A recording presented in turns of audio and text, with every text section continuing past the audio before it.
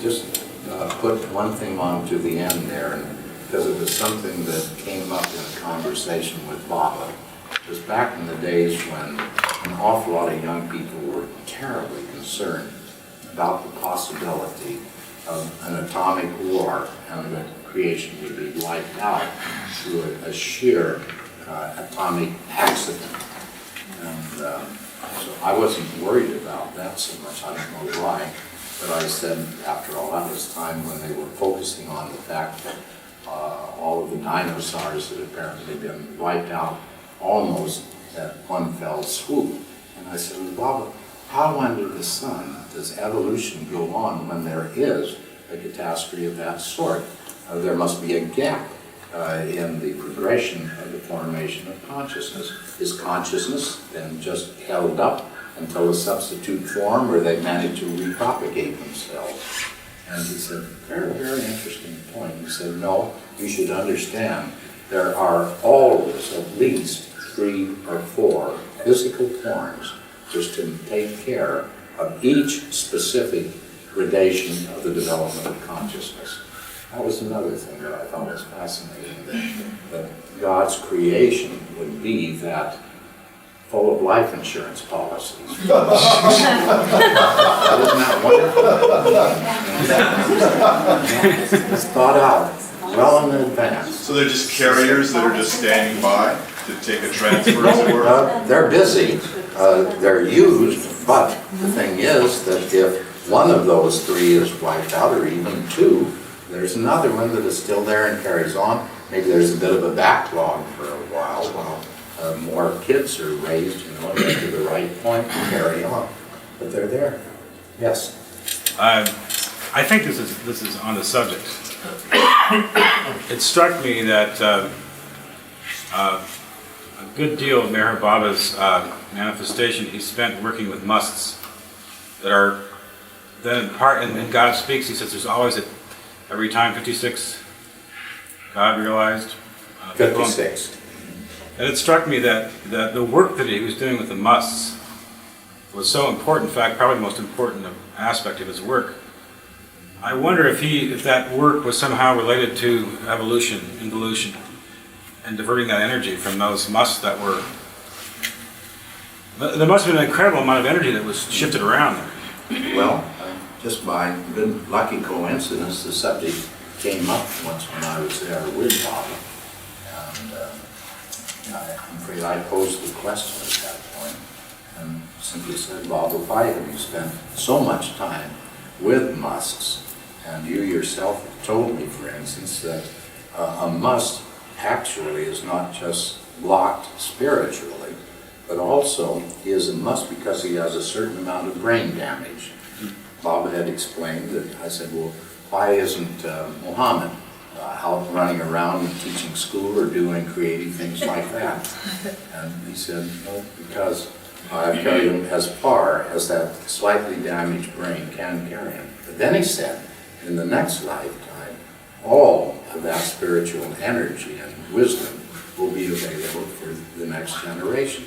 So he said, all of these musts, I've done 2 things. First of all, I've unblocked them because they have a right to be unblocked. And it is my duty being here to do that unblocking. But secondly, there will be this great additional mass unblocked spiritual wisdom and energy available in the world in the next incarnation. So that seems to mean that if we've got an awful lot of problems, we're going to have an awful lot of tools and capability around to deal with it, which I thought was great good news. I'm hoping I'm around to enjoy it. It ought to be a nice time. You know, really, I think this is absolutely wonderful that so many ideas are popping up. These guys have their hands up on it for a long time. Yeah, I know the back row can see it. If there was somebody way, way back in the back that I didn't see. Right here, middle. I see you every once in a while. Well, I have 2 things. You mentioned dinosaurs. I'll just quickly tell you dinosaurs. That clearly we would not have human beings if dinosaurs continued to exist, because in a sense cars are not going to be compatible. I've seen Some dinosaurs want to speculation on eat that, people yes. really good.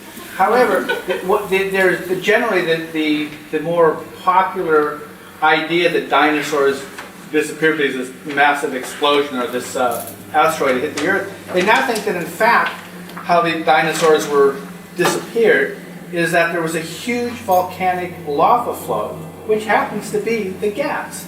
The Ghats is the largest volcanic flow in the entire world, and they think that's where the center of this eventual destruction of the dinosaurs, which allowed human beings to come. So that's just an aside. The point is about sanskaras.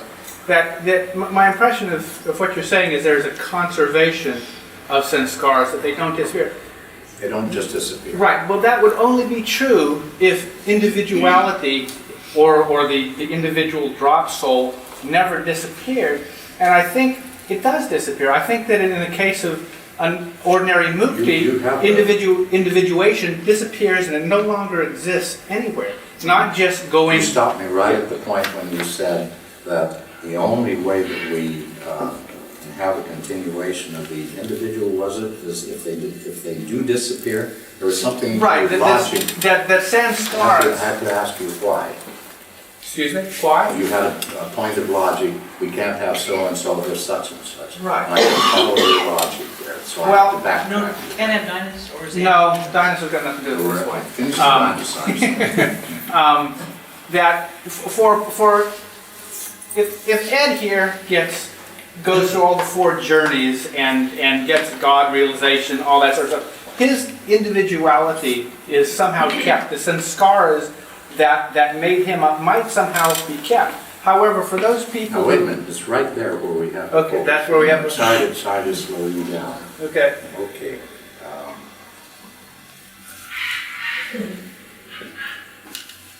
The individuality, we go back to what Baba lays out most clearly, finally, in those 2 last discourses in Sparks, that when the compulsion energy content of a given samskara is dissipated, there is a saving, however, of a certain residue within the samskara, which is non-compulsive and which is related, obviously, to individuality.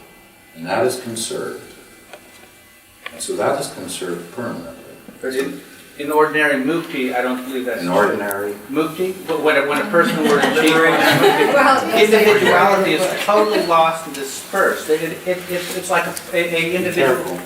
careful, because, I know it is a classic. There is a certain point where Baba says absolutely everything is dissolved into the infinitude. But then look in through those notes, and you will find that there are 2 or 3 different things where Baba, first of all, says very, very clearly that as the individual drop soul comes to God realization, he participates fully in absolute knowledge, power, and bliss.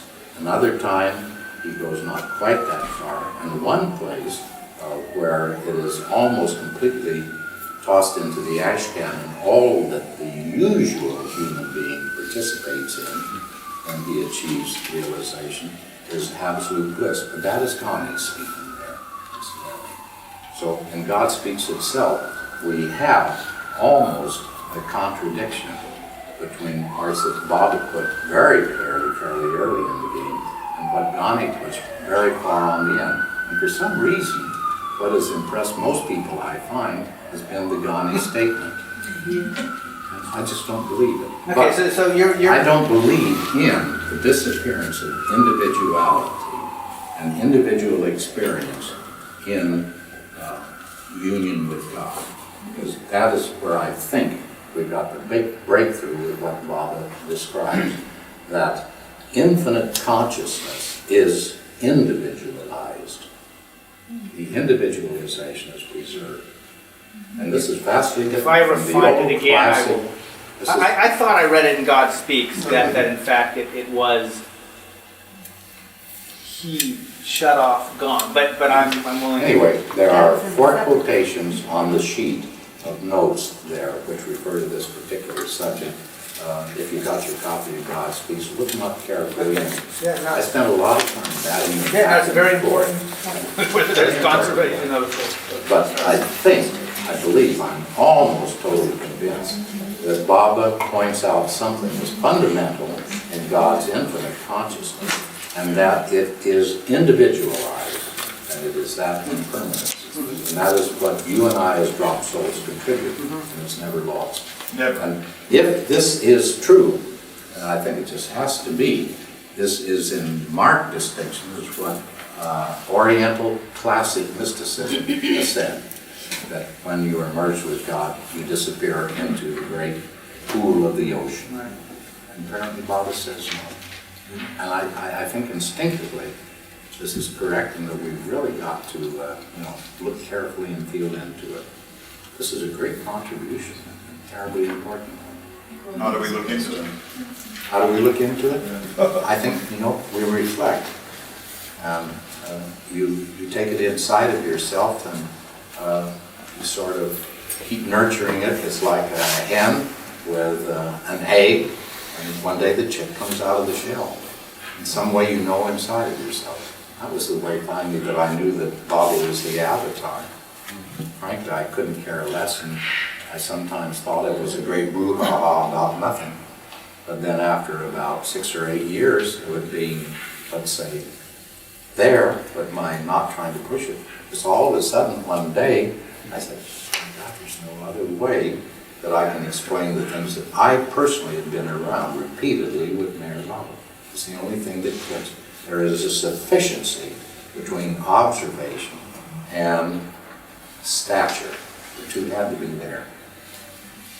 Yeah. Let me see. Really, I think it's absolutely incredible all the things that come up with your various different ideas and thoughts and so on. How about you? Well, I spent a large part of my life acting and teaching acting, and I find this idea of the accumulation of sanskaras contributing to the physical very interesting, and in keeping what I've seen in people as they're trying to create another character, because many times when I've been directing, an actor will have a breakthrough is if he will use the image of an animal or moving as an animal, and there will be physical memory in an actor's body that other actors can recognize too, that has been stored in the body somehow, that will create another physical, where you literally see someone's physical manifestation change. And that's a wonderful example. And it makes so much sense to me. And when I work with children, we will play, one of the first things I teach or allow children to do is to be animals or vegetables or whatever. And invariably... Carrots sometimes. Yeah, carrots. I'm sure you would like to be a carrot if you were playing. But there will be a child that, wants to be the tiger, and without any effort at all, will get up in the middle of the circle and be the tiger. And I always think, my goodness, this child is a tiger. This child experienced that. Whereas the only thing another child could do would, to be a flamingo. So I find it very in keeping with my own experience of as an actor trying to explore. But this is the reality of God's peace. Then when you see a possibility, you reflect, you relate it to your own personal experience and things you observe. And sometimes you have to wait a little bit and rest in that mental file, a bit dormant, and then along comes another experience. You take it out and say, that's it. This is an exciting process. I think we have some more over here. I just want to know if this applies at all to your hospital story, because I really want to hear it. Well, I was going to say sometime about 10 minutes past, now can I do the song clinic, because it's one of my favorite fun stories now. That's terribly important. So we will certainly have that, or else I won't be around. Harry, what about you? Yeah, Don, there's something I want to throw in. It's from God's Speech. it relates to the sanskaras, how you say it all builds and builds and builds and builds, and it creates us what we are as a human being. And I think the thing for us to keep in mind, and it's directly from God Speaks, is that the human form is present in every single lower form right from the beginning. That there's a human being inside of a stone, there's a human being that's a human form inside of the vegetable kingdom, worm kingdom, that in every single subhuman form, that the human form is latent within that sub-form. And I think that goes right along with the whole accumulated sanskara thing to keep in mind. The human form is right there right from the very beginning of creation. It's like the latency. Right. All it needs is to be manifested. Exactly. But then your point brings out another thing from embryology. Remember what we say in biology? Ontology recapitulates phylogeny. Was that what I heard? So the fetus goes through these successive stages, which is fascinating. So it means that somewhere or another, here we've got this drop soul with all of these postage stamps sticking to it. And it goes through, as it starts to come into form, it goes through this succession. God, that is such a corroboration that they are all still there. They're still functioning. Adele? And the overwhelming truth of all that is each one is unique. Absolutely. The uniqueness of this infinitude, creative, in the creative infinity that is constantly changing and ever creative. Each one is so unique. There's no one design ever duplicated. That's the amazing thing. Adele is over into session 4, where we talk about individuality. But we'll certainly take that up in great detail. I think I Probably have a session few 5. I probably not to session 5, but I always wonder what it happens for all these souls who acquired that realization. Now, where does it mean that God becomes richer and richer? More and more, does he get more and more experience, or bigger? I mean, what? Attributes. Or I don't know. I mean, what? Good question. Where? Can we just quickly slice into one central thing? Remember again, God is infinite, but there are also an infinitude of drop souls, and they can, and I think must contribute the infinitude of God's individuated infinite consciousness. It takes all of us, and not one single part of infinity can be left out. Adele has to be there. There is just no way. So otherwise, the whole system of God's infinitude would break down in smithereens. Infinitude is infinite, and nothing can be lost. So nothing changes. Nothing is lost. But Adele never repeats the other person sitting next to her. They're different. Just as one said, as Adele said, there is absolute uniqueness in each drop soul, and that is conserved. What would you like to have? Amazing. What happens in Mahapralaya? Oh, boy. Oh, that's fascinating. Can we do that just before the song clinic and Yeah. I'll skip off? It's time to stop today. Mahapralaya. Well, this is another one of those I just happened to be there stories. That'd be a great book title, Don. I just happened to be there. Just happened to be. Every once in a while, when I get a chance to go out and visit Bob, and very frequently it was poor old Mayor G who got stuck to meet me down in Bombay and carry me up, and we'd come up the gas. And one time when we got in, Baba was talking with Mandali and broke in and said, Don, I was just talking about when I was in a minor incarnation as Shivaji. So that was one of them. I just happened to be there, as you know. And another, I think it was the next time, this one about Mahapralaya. Mayor G and I came in the door. We were actually 10 minutes late. And Mayor G said, God, Don, you know, we've run the risk, but Baba's changed so much. If we came in 10 minutes late a few years ago, you know, the world would fall apart. But Baba's changed so much, he'll take things like that in stride and not even criticize you. So we came in 10 minutes late, and Baba has been gesticulating to settle with Monica in Mondeley Hall. And he said, "Oh, Don, welcome. And I've just been talking with the Mondeley about Maha Pralaya. Have you ever heard about Maha Pralaya?" And usually when he had asked me a question like that, a little contrary to Adele's story, I wouldn't know a bean about what Baba was talking about. We just have to sort of make up something on the spur of the moment and hope. So on this occasion, however, I think one of my Vedantist friends had been telling me about Maha Pralaya. First time I ever heard about it. And so I said, "Well, yes, Baba, I know a little bit about it."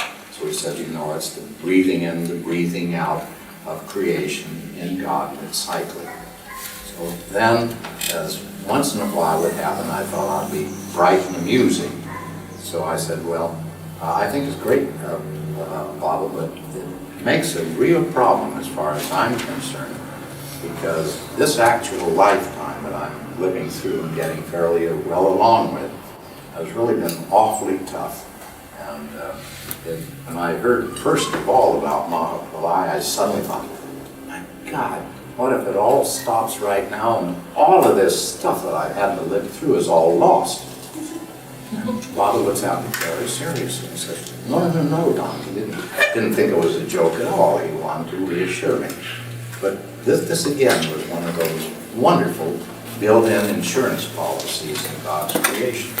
He said, what happens is, suppose, let us say that Maha Pralaya occurred tomorrow. He says, what happens is, you are breathed back in. You're not destroyed. But the essence of you and your experience, where you are, is kept and preserved in exactly the state where you are now. Then, when creation is breathed out again, you are breathed out at exactly the point where it has progressed so that you can continue from where you are now. And nothing is lost. How's that?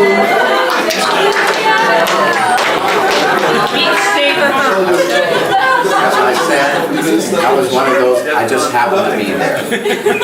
Keep on keeping. Well,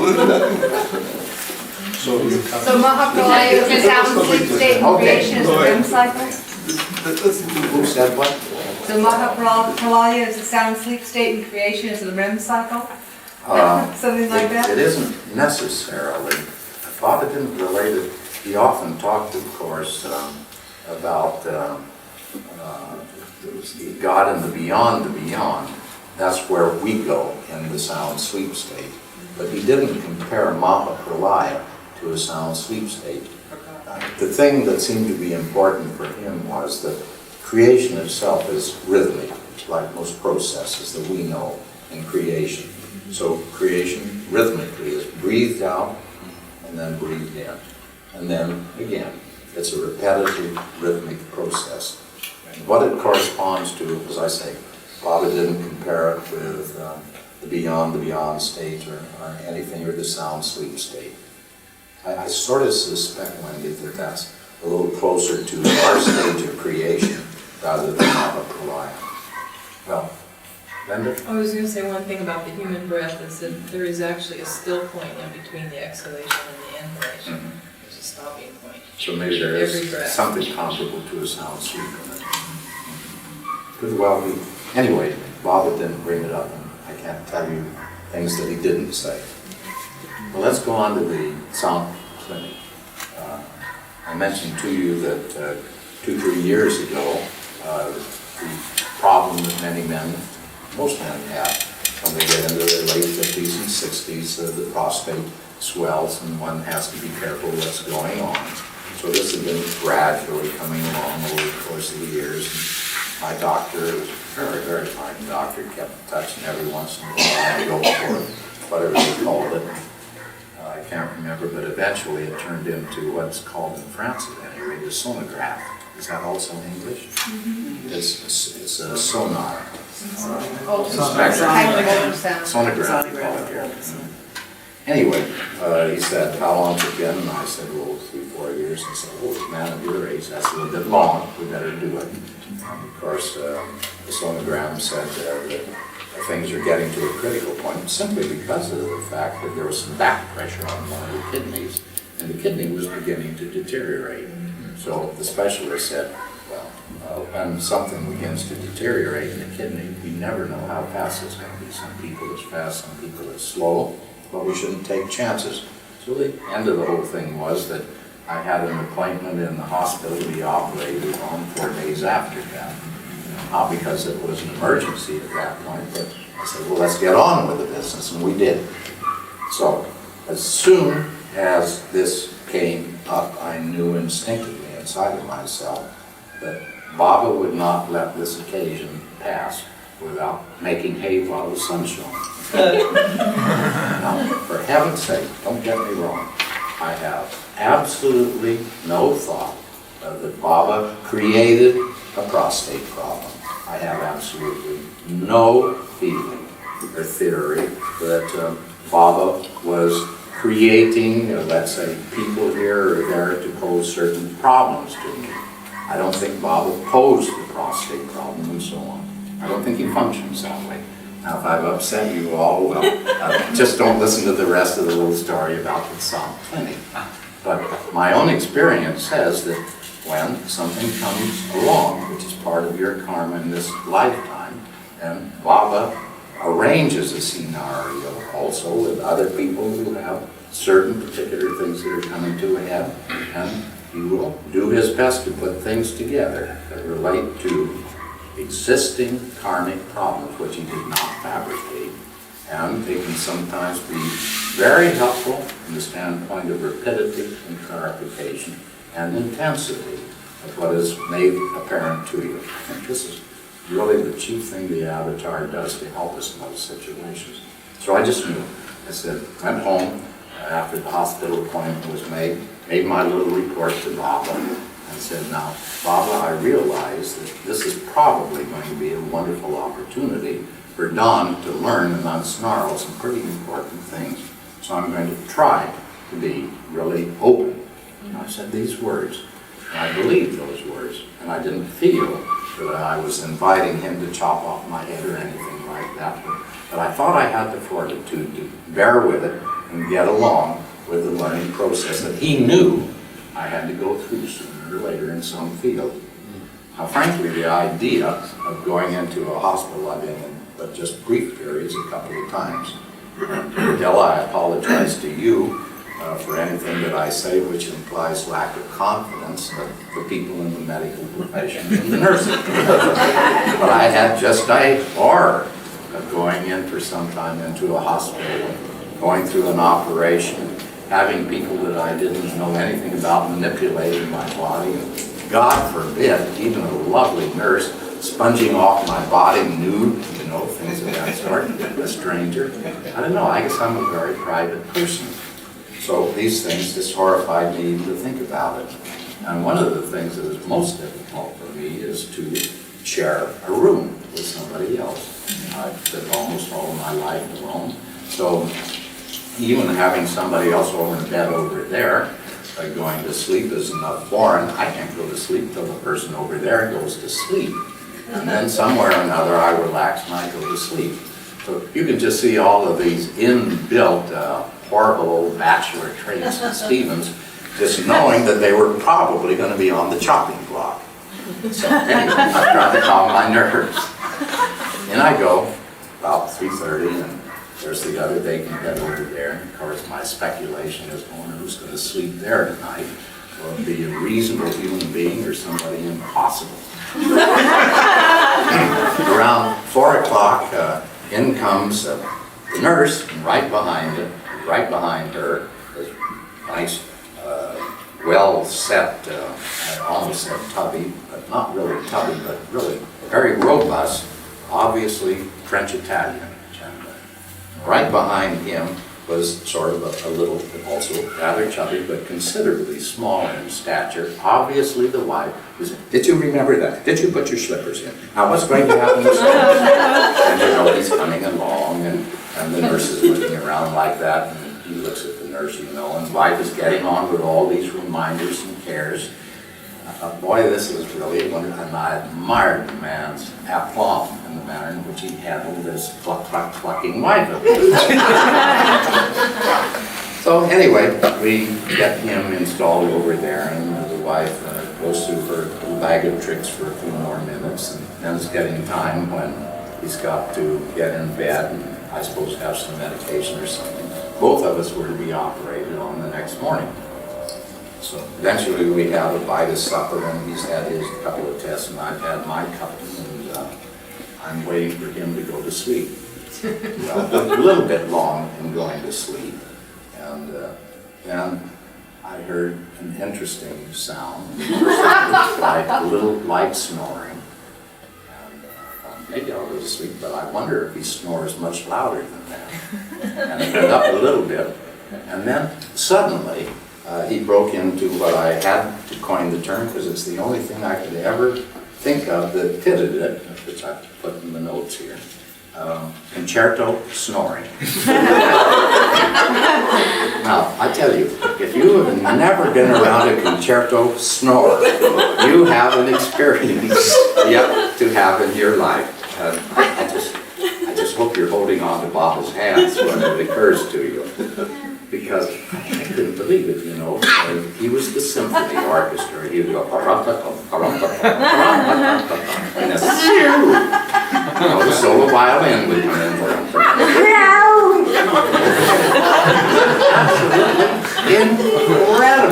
Incredible. I didn't know whether to bust out laughing or to commit suicide. So I'm there figuring, what should I do about all this? And I said, well, there's one thing I can say, this is fate, and this is what Bob was trying to get me to learn, how to accommodate something like this. Then I remembered Bob also said, you know, lots of times you've got to fight and do the things that are necessary. It's not just sitting supinely and accepting something. That's not necessarily the spiritual path. So I decided I would go on the corrective part of the spiritual path. Got on my slippers, went out, here's the desk with the night nurse sitting there. And she said, oh, excuse me, sir, do you have a problem? I said, well, yes, I do, and I'd like to know if you have an empty single room, private room available.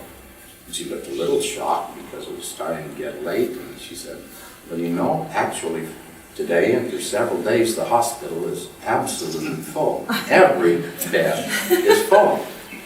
I said, well, okay, all right, so if that's that, I'll go back to bed and I'll try to see what the acceptance group can do for this.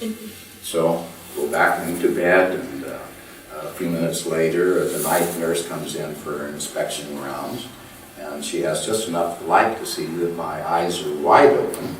And she said, oh, aren't you able to go to sleep?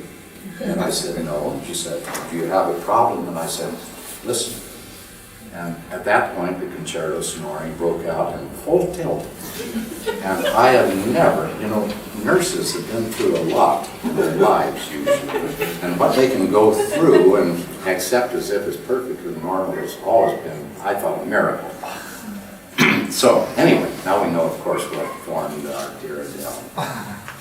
Anyway, she looked absolutely nonplussed, you know. She just couldn't believe what was going on. And she said, in perfect French, of course, it is unusual, isn't it? I thought that was the understatement of the day. So then she looked at me and said, you may need a little help. By that I understood immediately a sleeping pill. And so I said, I might. And so she gave me the sleeping pill. It did no good, you know. I was too absorbed in the concerto snore, and which instrument he'd bring in next, what the next theme song would be. And so after a few minutes I said, well, this has to be learning. And so I said, well, I will bring out all of my relationship to Baba that I think I have learned. And I made a little report to Baba of what was going on, although I was pretty sure he could hear it too. I said, Baba, I know this is something to do with Sanskaric patterns and inbuilt dispositions and prejudices, and I don't know what to do, but Baba, I open my heart totally and fully, and please help me to learn whatever it is that I have to learn. within 2-3 minutes, I was sound asleep and I slept all night. So the next morning when I woke up, I thought, my God, I would never have dreamed that a good, tough, sound, scary pattern that has built up all of my life about problems of sleeping, even with a relatively quiet roommate, could be solved in a complete, deliberate opening up to the one that you loved and trusted. Would you call that surrender? I call that surrender. That's That had to be. It was more than love, it was more than obedience, that was surrender. That was surrender. Real Yeah. surrender. So, that went on. I won't bore you with all the things. I couldn't sleep on my back. I'd never been able to sleep on my back. Here I was when I came out of the operating room, festooned with bottles and tubes and pincers and God knows what. And the nurse captain said, of course, for the rest of the week you'll have to sleep on your back. I did exactly the same thing that night. I just said to Baba, here we are. And here's another one of these deeply inbuilt patterns on the chopping block. I don't know what, but Baba helped me to understand and to do what is necessary and to accept. Again, sound asleep. I think I probably was in competition with a concerto snorer that night. Completely asleep. It was absolutely marvelous.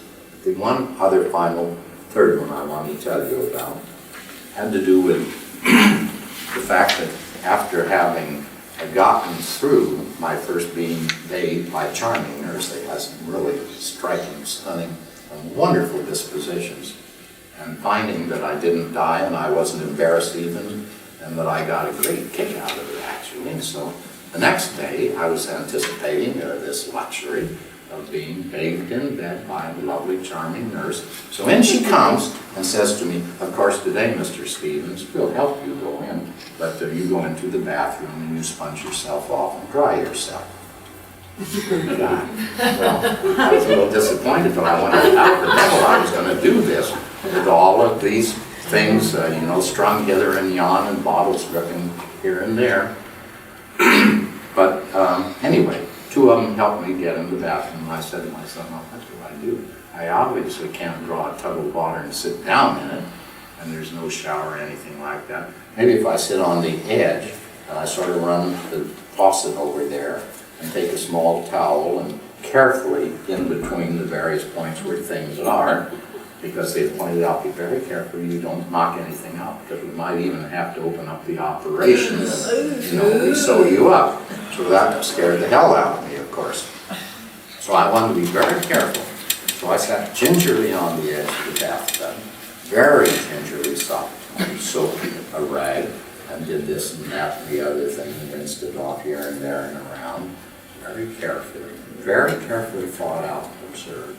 And then I got out the bath towel and dried off what I thought were the places that I had soaked and rinsed, and began to get up. And as soon as I moved a half an inch through the air, I thought, oh my golly, I didn't dry. Oh my golly, I didn't dry there. And all of these places, because of course my reflex drying off habits were not operating. I mean, I had them completely blocked. So I got to the rest of these things, and this went on the next day, and the next day, and the next day. And I thought to myself, my God, when I finally get rid of all this mess and get home and can take a normal shower bath and soak myself and dry off normally, it's going to be heaven. Of all the things that I missed, that was the one I missed most. Can you imagine? So what do you suppose happens? Finally, they keep me 1 extra day because I'm not doing quite the proper things. I won't tell you about them because I've been told that this risks offending sensibility. So I deleted this and destroyed this. So this is the partially expurgated version you're hearing today. I get home, shower time, and boy, I'm really looking forward to this. So into the bathroom I go, and I soak off, and that goes pretty well. And I get out the bath towel, and I suddenly don't know what to do with the bath towel. Isn't that ridiculous? I mean, you think that it's so easy to pick up a bath towel and start drying yourself off, don't you? But you don't realize that the technique and the sequence of the thing is a terribly subconscious, complex built-in habit pattern. Would you imagine that? And there we were. And I had blocked this habit pattern. So it was lying dormant and refused to be called up on the computer. So I thought, well, a couple of days and, it'll resurrect itself and we'll be back to normal. And the tragedy of this story is I still cannot dry myself off properly when I get out of the shower. It's been blocked permanently. And I'm not about to relearn it. You're gonna go back and be a fish? Maybe necessary. But this was actually the first concrete time that I had a suspicion of the importance of these habit patterns and that they could be positively beneficial and helpful. I tell you just quickly one other little one. I've got 2 minutes to do it. The other one had to do with somewhere in the same period, I bit my tongue. Of course, everybody bites their tongue. It's painful, and you sort of kick yourself somewhere. Now, you don't quite know how or why you did it, but you think you're sort of stupid to have allowed your tongue to get over where it got bit. And so, but because I was thinking so much about sanskaras and these innate unconscious patterns that seem to be so important to us, next time that I had a meal, I did some snooping on what my tongue was doing. I was absolutely flabbergasted. This tongue, when you eat, is one of the most busybodies I've ever been around. It's doing all this pushing here and licking there and pushing that over there. And it's no wonder that every once in a while it gets chomped on. Because sometimes it isn't quite expert and quick enough to get out of the way of the teeth jumping up and down. But did you ever realize what a complex mechanism your tongue is? And then I began to think, gee whiz, the more I think about it, the mouth is a terribly sophisticated creature. I think the next thing I became aware of is that just such a thing as sipping on my hot coffee turned out to be one of the most extraordinary, complex, sophisticated habit patterns I ever ran into. Because you have to purse your lips just in a particular fashion to get the proper little bubbles properly put through the coffee and not choke yourself in the process. And it is a very complicated, sophisticated procedure. And the other part of the thing that is even more astounding to me is just simply that so many of our criteria of gourmet living depend on sensations in our mouth. Not just taste buds that taste sour and so on. But I began to realize that the appeal of food had to do with texture and size and contrast. Contrast in both size and texture. And out of this comes a tremendously sophisticated pattern of judgment as to whether food is appetizing and unusual, or whether it's just blah. You know, it has been such an extraordinary process of discovery. So here we are, still stuck on impressions, habit patterns, and sanskaras.